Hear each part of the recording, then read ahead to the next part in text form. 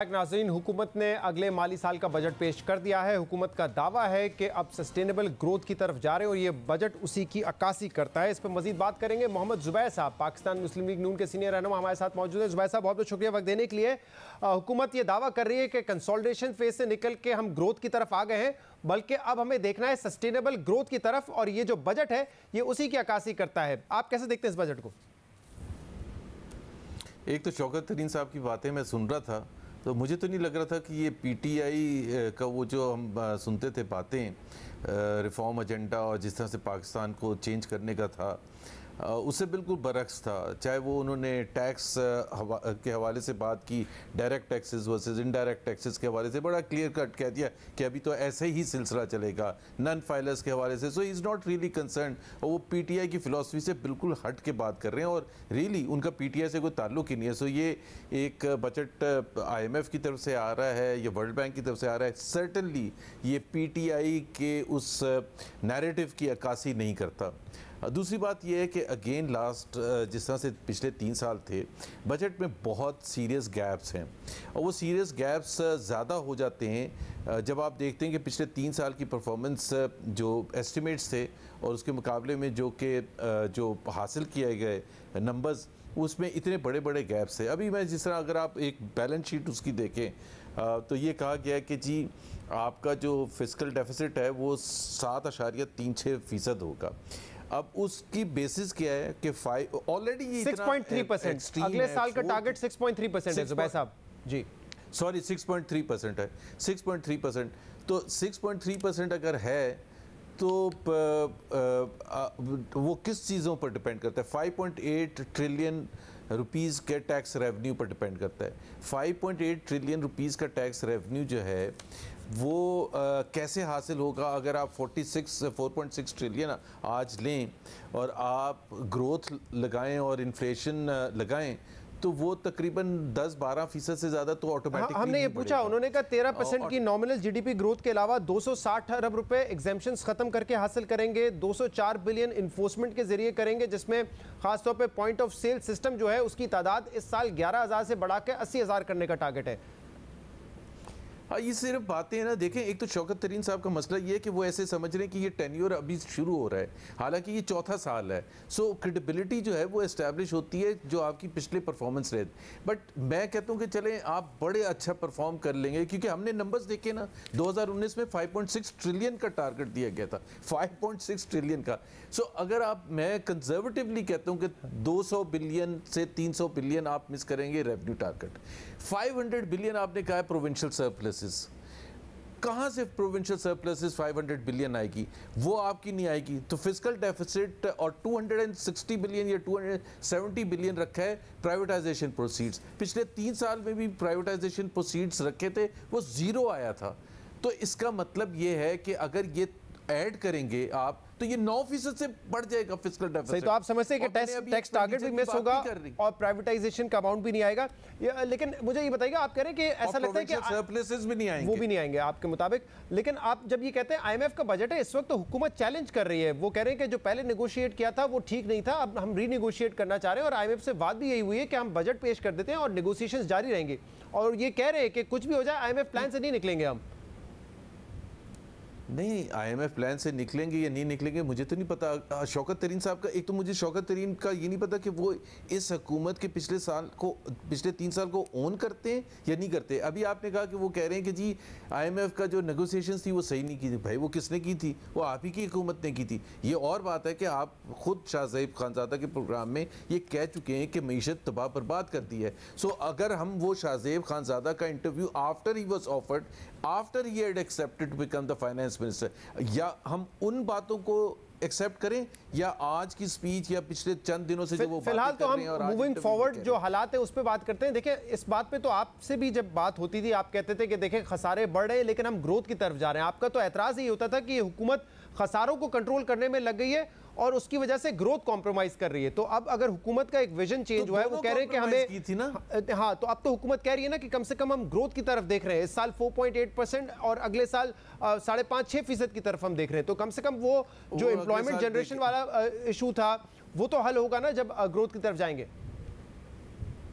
देखिए, पहली बात तो ये है कि आपने खुद कहा, बड़ा इंटरेस्टिंग फैसिनेटिंग बात, कि पहले 3 साल में ये कहा कि हम उसको डेफिसिट्स को कंट्रोल कर रहे हैं। डेफिसिट पाकिस्तान की तारीख में कभी भी 8% से ज़्यादा 3 साल लगातार नहीं गए पाकिस्तान की तारीख में। पहले साल तो 9% से ऊपर था। अब 6.3 से स्टार्ट करके और मैंने प्रूव कर दिया कि 9% से ऊपर जाएंगे।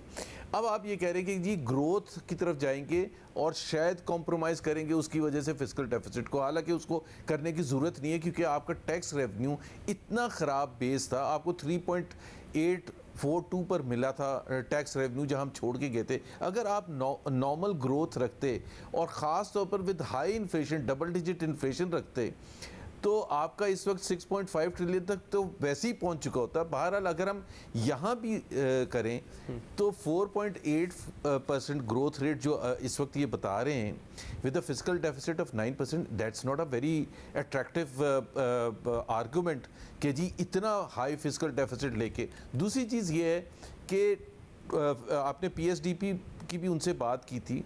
प्रोविंशियल मिला के 2.1 ट्रिलियन का इस वक्त है PSDP। आपको पता है 2017 में हमारा 2.1 ट्रिलियन का था। तो कहने का मतलब ये है कि हम वहीं उधर ही फंसे हुए हैं जहां हम 2017 और 2018 में थे।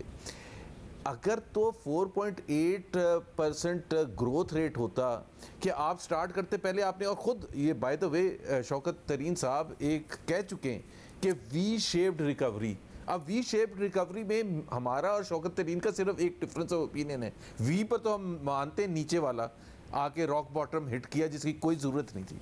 ऊपर अगर ये कह रहे हैं कि हम वहाँ पहुँच चुके हैं और वी पूरा बन गया, तो वो वी पूरा नहीं बना और इसमें बहुत सीरियस गैप्स हैं। सो बट वो ये कह रहे हैं कि 0.5% नेगेटिव ग्रोथ और फिर 3.94% की ग्रोथ अब तक है। JP मॉर्गन ने कल कहा है कि इस साल की जो ग्रोथ है वो 4.7% होगी, तो वो वी बनना तो शुरू हो गया। वो डायरेक्शन तो वी वाला ही है ना, ये क्लेम है हुकूमत का। लेकिन जुबैर साहब, इंपॉर्टेंट बात ये है शहजाद, उसकी रीजन है ना जी, उसकी रीजन है 4.7 क्यों होगा। मैं हो सकता है 4.7 क्यों, 4.7 सिर्फ उस वक्त होगा जब आपकी लास्ट ईयर की अगर आप एडजस्ट करेंगे -0.5 की जगह -2%, तो वो फिर जितना बेस नीचे जाएगा उतनी इस साल की ग्रोथ ज्यादा अच्छी लगेगी। बट बेस इतना नीचे जाने की वजह तो ऑब्वियसली कोविड भी है ना, वरना 0.5% नेगेटिव ग्रोथ भी नहीं होती। लेकिन जुबैर साहब देखें, कोविड नहीं है सर, प्लीज सर प्लीज। दूसरे साल में तो कोविड है, पहले साल में नहीं है, लेकिन दूसरे साल में तो है ना। नहीं, मैं लास्ट ईयर का बता देता हूँ ना, जिस साल -0.4% कह रहे हैं। मार्च 2020 में कोविड हिट किया है, 9 महीने और फिस्कल ईयर कंप्लीट हो चुके थे। सर आप हाफ ईयरली रिपोर्ट पढ़ लें स्टेट बैंक ऑफ पाकिस्तान की, उन्होंने भी जो प्रोजेक्शन की हुई थी, हाफ ईयरली जो स्टेट बैंक की रिपोर्ट थी उसमें 2020 की जो प्रोजेक्शन थी 2020-21 की, वो 3% GDP की थी और उसके बाद कोविड आया। बट वो पुरानी बहस हो जाएगी। इस वक्त हुकूमत का ये दावा है कि हम एक तो अगले साल तकरीबन 5%, 4.8% की ग्रोथ शो करने जा रहे हैं और हमारा जो करंट अकाउंट डेफिसिट होगा वो भी मैनेजेबल होगा, कंट्रोल्ड होगा, $2.5 से $3 बिलियन पर। अब अगर आप अपनी परफॉर्मेंस देखें, आखिरी साल में $20 अरब का current account deficit with a growth of 5.5%, तो वो कह रहे हैं कि कंसोलिडेट करके हमने जो डेफिसिट थे, खासतौर पे करंट अकाउंट डेफिसिट, उसको मैनेज कर लिया है। So there are 2 parts to it. एक तो इनकी बात कर लें कि ये कितना रीजनेबल है, $2.5 बिलियन या जो भी बता रहे हैं, बिल्कुल भी रीजनेबल नहीं है।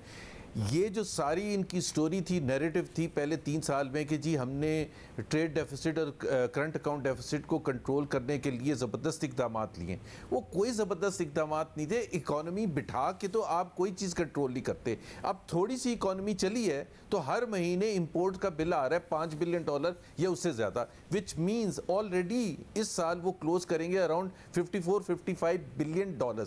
इनको सबसे ज़्यादा हमारे ऊपर जो क्रिटिसाइज करते थे कि $60 बिलियन हमारा इंपोर्ट बिल था लास्ट ईयर, हमारे रीजन था। और वो रीजन ये था कि हम इंपोर्ट कर रहे थे plant and machinery for power plants and CPEC के प्रोजेक्ट्स। हमने अंधेरे दूर करने थे पाकिस्तान के, हमारे पास चॉइस बहुत कम थी। बट जुबैर साहब, अगर इस हुकूमत का भी इस साल का इंपोर्ट बिल देखें तो $8 बिलियन की उन्होंने मशीनरी इंपोर्ट की है। टर्फ फाइनेंसिंग के जरिए 500 अरब रुपए के कर्जे दिए गए हैं। उससे मजीद भी ऑब्वियसली लोग एक्सपेंशन में जाएंगे, मशीनरी इंपोर्ट करेंगे, तो मशीनरी इंपोर्ट की जो शरह है वो तो बढ़ रही है ना इस हुकूमत की इस साल में। तो सर जी हम यही तो कहते थे, इकोनॉमिक्स हम जो पढ़ाने की कोशिश करते थे, आहिस्ता आहिस्ता समझ आ रही है ना कि जब इकोनॉमिक एक्टिविटी होगी तो आपका इंपोर्ट भी बढ़ेगा, प्लांट एंड मशीनरी इंपोर्ट करनी पड़ेगी। हमारा तो इससे ज्यादा 10 गुना ज्यादा बड़ा चैलेंज था। हमने तो पावर प्लांट्स कंप्लीट करने थे, अगर वो पावर प्लांट्स हमने ना किए होते तो ये इनकी लेकिन आप समझते हैं कि हुकूमत का ये जो साल था, तीसरा माली साल, ये पहले 2 साल से बेहतर था माशी कारकर्दगी के एतबार से, और जो अगला साल है वो तीसरे साल से बेहतर होने की एक्सपेक्टेशन है। और अगर ऐसा है तो इसका मतलब हुकूमत के पास एक स्टोरी है सेल करने के लिए कि इकोनॉमिक रिफॉर्म्स कह लें या इकोनॉमिक जो रिवाइवल है उसमें हम आ गए हैं, तो एक बेहतर स्टोरी है as compared to first 2 years.